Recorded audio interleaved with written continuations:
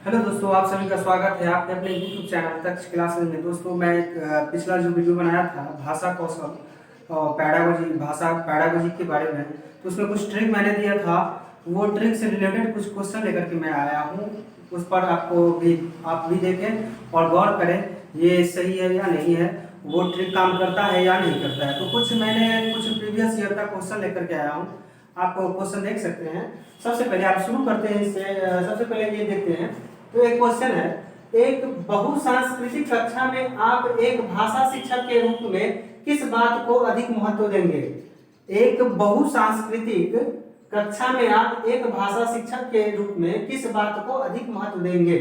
ये जून 2011 का क्वेश्चन आया था और इसमें 4 ऑप्शन दिया हुआ है। पहला ऑप्शन है बच्चों को भाषा प्रयोग के अधिक से अधिक अवसर देना।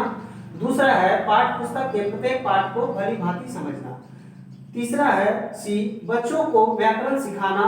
चौथा है स्वयं शुद्ध भाषा प्रयोग करना। तो मैंने बताया था कुछ ट्रिक।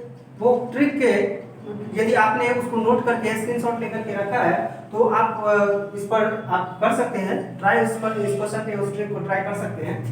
तो मैंने क्या बताया था, यदि क्वेश्चन है बहुसांस्कृतिक कक्षा में आप एक भाषा शिक्षक के रूप में किस बात को अधिक महत्व देंगे? अधिक महत्व देने के लिए कह रहा है। अधिक महत्व कहा जाता है, तो सबसे पहले हम स्टार्ट करते हैं यहाँ पे बच्चों को भाषा प्रयोग के अधिक से अधिक अवसर देना। तो यहाँ पे ये हमको देखना है पाठ्य पुस्तक के प्रत्येक पाठ को भली भांति समझना। ठीक है, लेकिन पाठ्य पुस्तक भी है। बच्चों को व्याकरण सिखाना, ये भी है।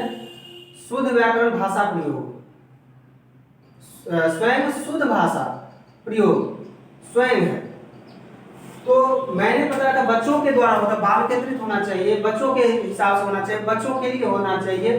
तो यहाँ पर यदि हम कक्षा में शिक्षक के रूप में जाते हैं तो स्वयं तो बच्चे को ऐसा नहीं करना है जो बच्चे को शुद्ध भाषा प्रयोग करना है। तो ये मेरा क्या हो जाएगा? रॉन्ग हो जाएगा। ये क्या हो जाएगा? रॉन्ग हो जाएगा।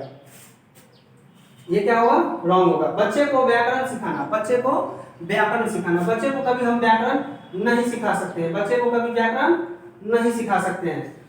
उसके बाद नेक्स्ट है, ये भी नहीं होगा। पाठ्य पुस्तक के प्रत्येक पाठ को भली भांति समझना। तो शिक्षक जो है पाठ्य पुस्तक के भली भांति, बहुसांस्कृतिक कक्षा है, इसमें पाठ्य पुस्तक का जो प्रत्येक पाठ है उसको भली भांति समझना, ये भी नहीं होगा। सिर्फ बच्चों को अवसर देना, बच्चों को अवसर देना। ठीक है, तो इसका आंसर होगा ये, क्योंकि अवसर मैंने दिया था डू में। ठीक है, अब नेक्स्ट चलते हैं। भाषा कौशल के संदर्भ में कौन सा कथन उचित है? भाषा कौशल के संदर्भ में कौन सा कथन उचित है? जून, ये भी जून का क्वेश्चन है 2011 का।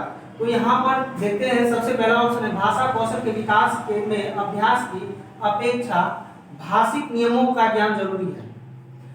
सेकंड है विद्यालय में केवल पढ़ना लिखना कौशलों पर ही बल देना चाहिए। बच्चे केवल सुनना बोलना पढ़ना लिखना कौशल क्रम में ही सीखते हैं। भाषा के चारों कौशल परस्पर अंतर संबंधित है।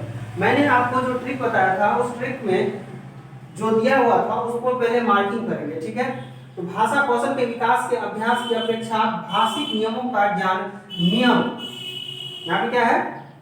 नियम। उसके बाद विद्यालय में केवल बच्चे केवल भाषा के चारों कौशल परस्पर अंतर संबंधित है।